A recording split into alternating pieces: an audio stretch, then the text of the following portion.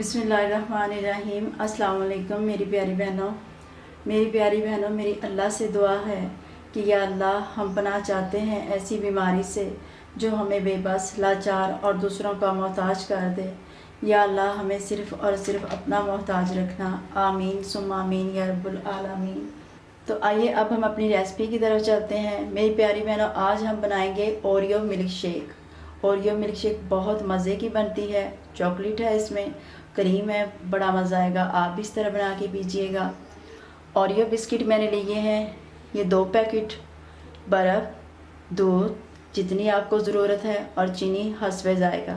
तो चलें Oreo milk shake बनाना start करते हैं। ये देखिए, हमने ब्लेंडर जग ले लिया है। इसमें हम बिस्किट डालेंगे और इनको तोड़ेंगे और क्रीम के समेत ही डालेंगे। इस तरह हम तोड़ के डालते जाएंगे।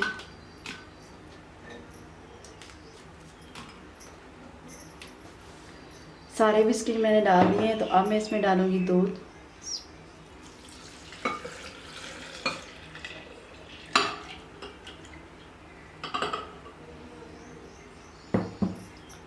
चीनी हस्बे ज़ायक़ा। अब इसमें शामिल करेंगे बर्फ़,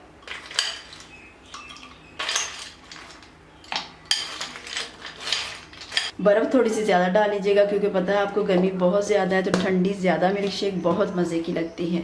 तो चलें अब हम इसको ब्लेंड कर लेते हैं।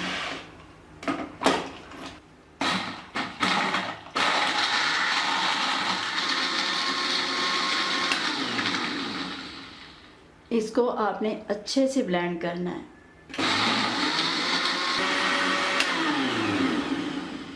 ओरियो मिल्क शेक हमारी बन गई है। तो अब हम सर्व करते हैं इसको। ये देखिए, मिल्क शेक मैंने डाल लिया ओरियो ग्लास में। तो अब मैंने एक बिस्किट लिया है, इसका मैंने कचरा कर लिया है, यानी कि इस तरह चॉप कर लिया है। तो ये हम इसके ऊपर डेकोरेट करेंगे। तो ये देखिए मेरी प्यारी बहनों, ओरियो मिल्क शेक बन के हमारी तैयार हो गई है। आप बनाइएगा, आपको यकीनन बहुत मज़ा आएगा और आपके बच्चों को भी बहुत पसंद आएगी, क्योंकि आपको पता है कि ओरियो बिस्किट बच्चों को बहुत पसंद आते हैं।